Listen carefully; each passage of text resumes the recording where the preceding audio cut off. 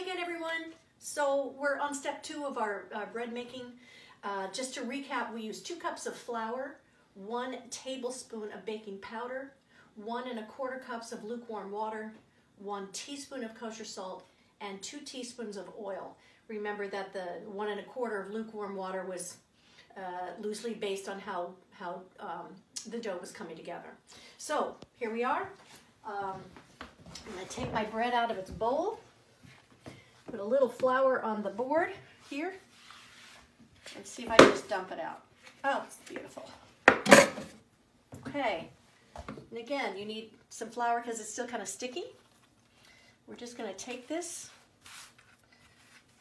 It's also got oil on the outside. And I'm going to just use my rolling pin. You don't have to use a rolling pin if you don't want to.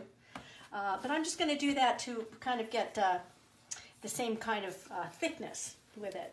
So you just gently roll it to be able to get kind of the same thickness here. Again, this is all very, very simple. There's no right or wrong way to do it. Okay, now I'm going to cut this into about 8 pieces.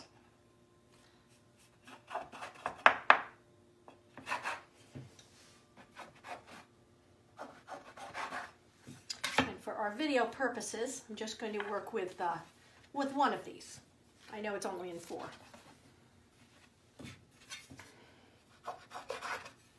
Now, you can actually take this shape if you want, pop it right in the pan. But you might want to make it a little bit different shape. So I'm just going to demonstrate how you can make it a circle if you wanted to do. I'm actually not very good at this step, so bear with me a little bit.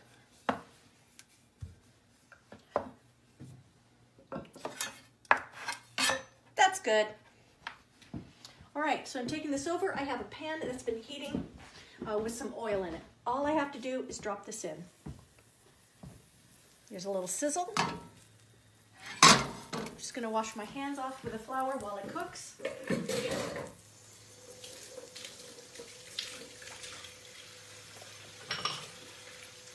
This bread is really good for dipping into hummus. You could use it as a sandwich. My daughter says it tastes like a grilled cheese sandwich on the outside without the cheese. And it doesn't take very long. You can make it every day. I'm going to turn the fire up just a bit.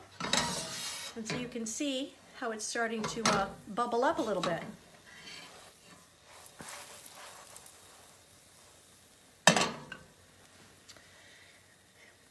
We tried this last week and there was none left at the end of the day.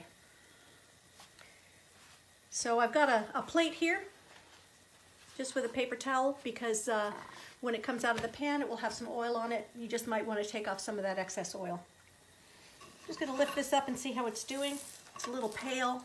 I'm going to let it go for a little bit longer. And if you want to know how I make homemade hummus, I could do that on another video. It's actually very easy. Brought some over to my neighbors. All right, let's see how this is going. Normally, I'd let it go a little bit longer to get a little browner, but for our purposes, this is all you do. So I've put a little olive oil in this pan, let it heat up. You can use any pan you want. I happen to use a non-stick. And all I'm going to do is cook that and put my next ones on, get them ready. You can even put this on 1 paper towel and then put another paper towel on top of it.